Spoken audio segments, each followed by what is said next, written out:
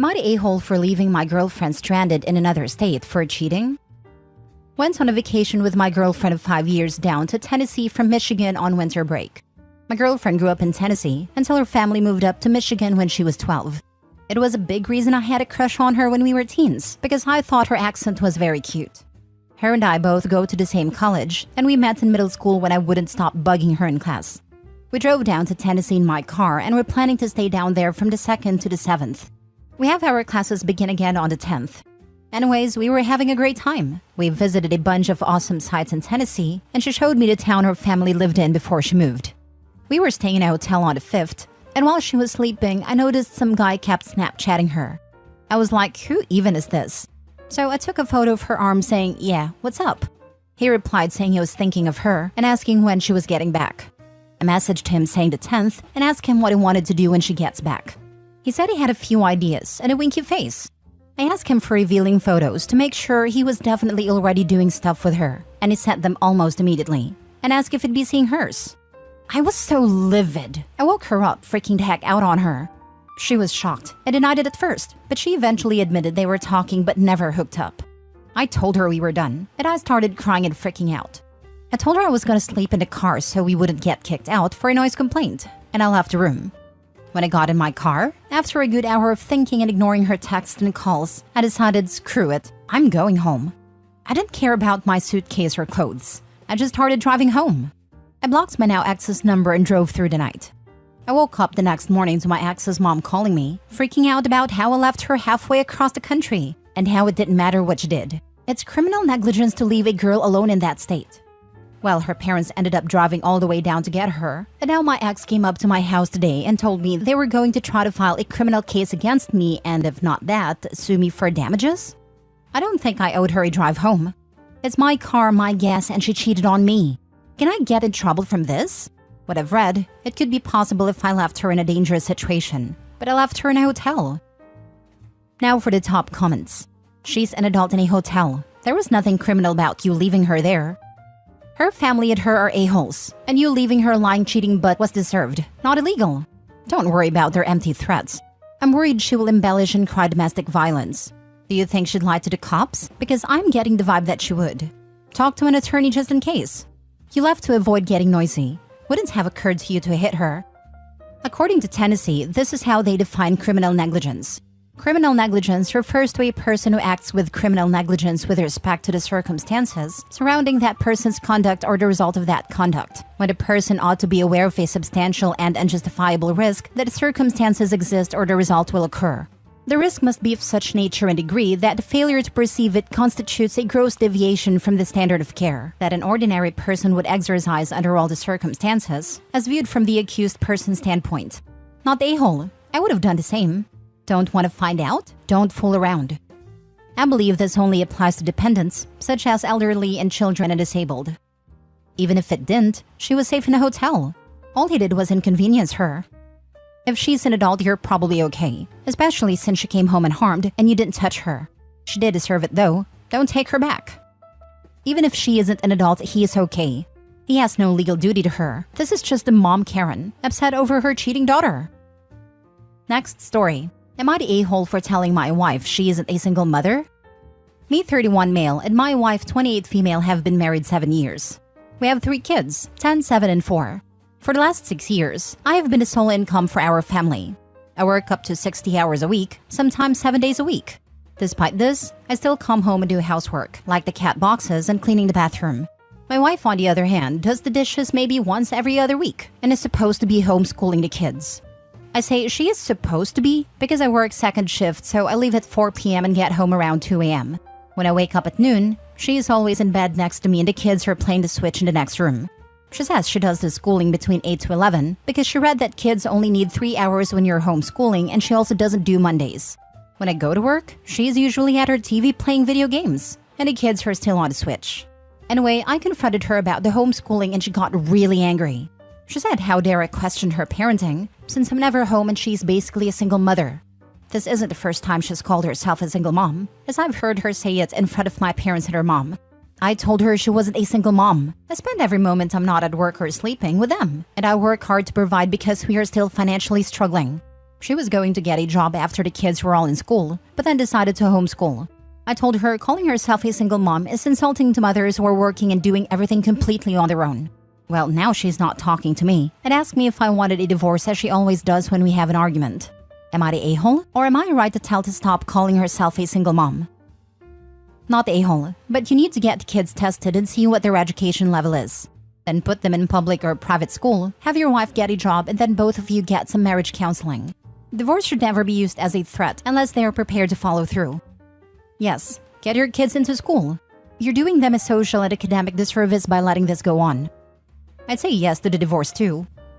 Not the a-hole, but honestly, you need to help your kids. Never mind conflict between you and your wife. Your kids' future depends on them getting proper schooling and they aren't getting that at home.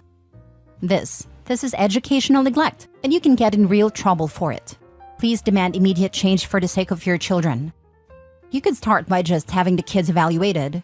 This could save you a lot of arguments. If their scores come back and they're behind in their education, you have factual evidence that they need to go to school. If their scores come back and they aren't behind, you can focus your discussion on other problems. As an actual single mother, this crap really makes me mad. Not only am I the only parent, I'm also the only one financially supporting my son and myself. Your wife basically has a cakewalk. Not the a-hole. Put the kids in school/daycare and send her on her merry way to find a job. Even if it only pays for the little one's daycare, at least he'll certainly be learning something each day. Yep, I want to puke every time I hear a married mom complain that she's basically a single mom since her husband is at work all the time. I can't believe how many people will actually say this stuff out loud and have no idea how entitled they are. So they think single moms have magic money showing up in the account to afford their lifestyle? Sure, there are those lucky few that do get a good amount of child support and or have retired parents that they live with, so they don't have all the bills on their back, and they have free childcare at home. But for so many of us, we have to be the breadwinner and at-home parent as much as possible. I only got child support in a blue moon when I'd get a check garnished here or there. Had to work 60 to 80 hours a week to maintain a household entirely on my own income, and still make it to all the sports game, performances, parent-teacher meetings, and be around as much as possible for general parenting and nurturing. Basically had to cut out sleep and any personal time, hobbies, friends in order to achieve this. Meanwhile, single married moms complaining that they missed a coffee date this week with a friend because the other parent who financially supports them was busy, financially supporting them. Next story. Am I the a-hole for telling my husband that I will no longer participate in family vacations if his ex is present? Here's the background. While on study abroad, my husband Robert got his foreign girlfriend Elizabeth pregnant. Their relationship was rocky and they've been broken up since Tim was about 1. I met Robert when their son Tim was 3 years old. Robert and I have been together 13 years.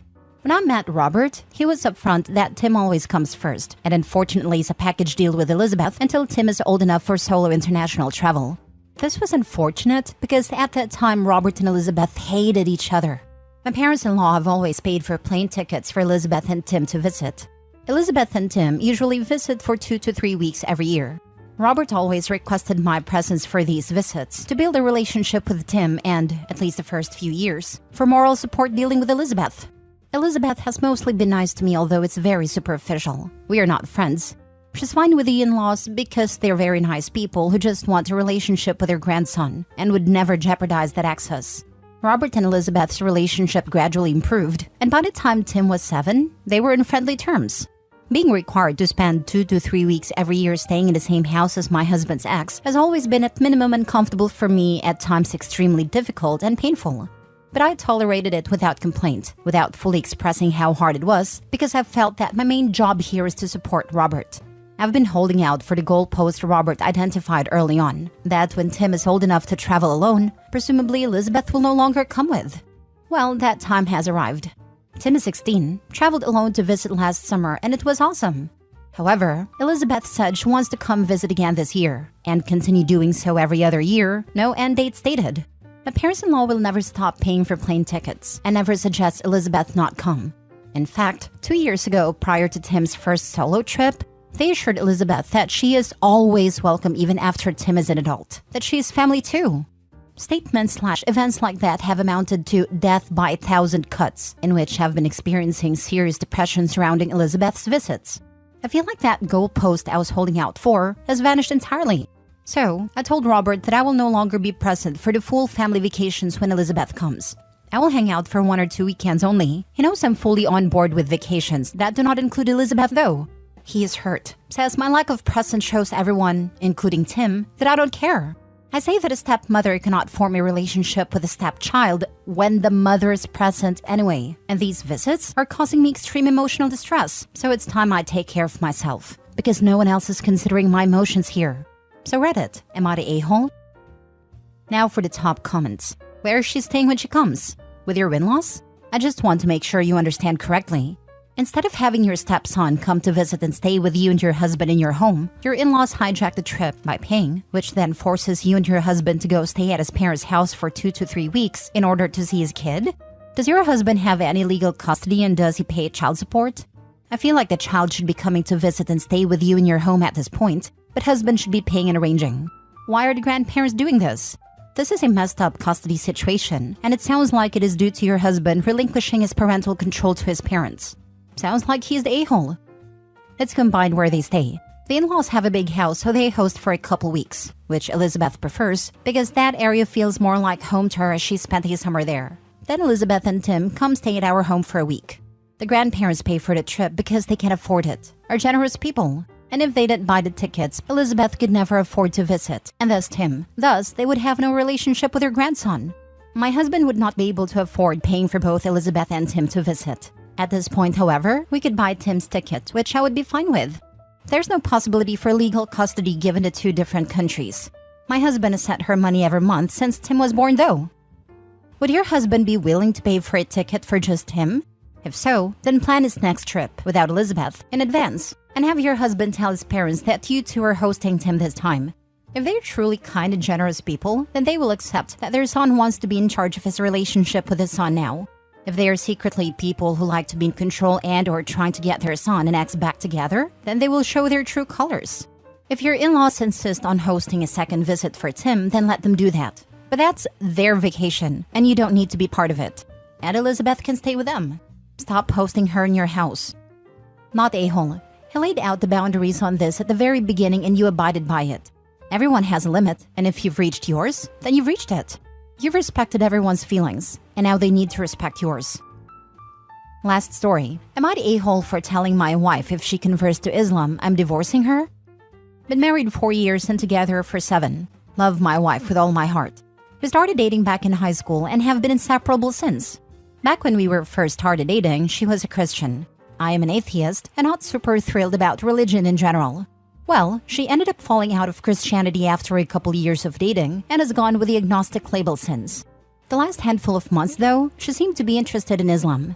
She'd watch YouTube videos about it, and I noticed she had a Quran app on her phone. I asked her what's going on, and she said she's been feeling a call to be a Muslim. I asked her how and why, and she said she saw some videos of a street preacher, and it made her look into it, and now says it connects to her more than Christianity did. She's a type who goes through a lot of phases though, so I assumed it was just a phase and short-term interest. Well, the other day, she came up to me and said she wanted to get a prayer mat and wanted to try wearing a hijab. We live right outside Dearborn, Michigan, which is one of the largest hubs of Muslims outside the Middle East. She asked if I'd want to go with her to pick them up, or if I'd be okay with these things. I told her that I am not comfortable with it, and I would probably want to separate if she started wearing a hijab especially.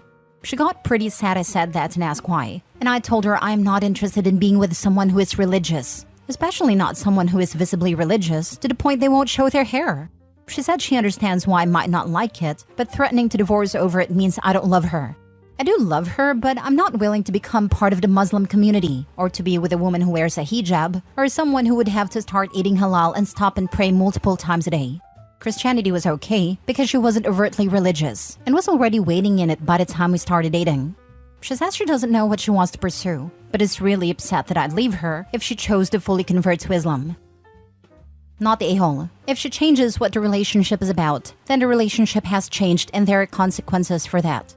If this isn't something you're interested in dealing with, then so be it. It doesn't mean that she's the a-hole either, since she can do whatever she wants with her life. But if that's incompatible with what you want to do with your life, then it makes you two non-viable as a couple.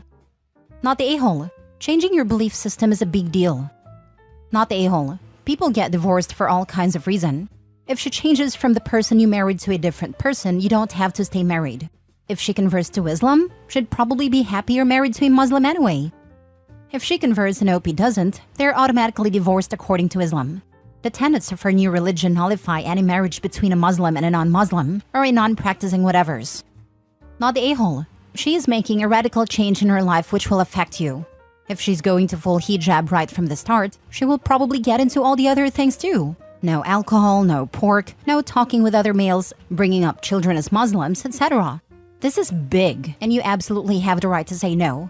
I speak as a Christian, but if I became fundamentalist, I could not complain if my wife refused to go along with it.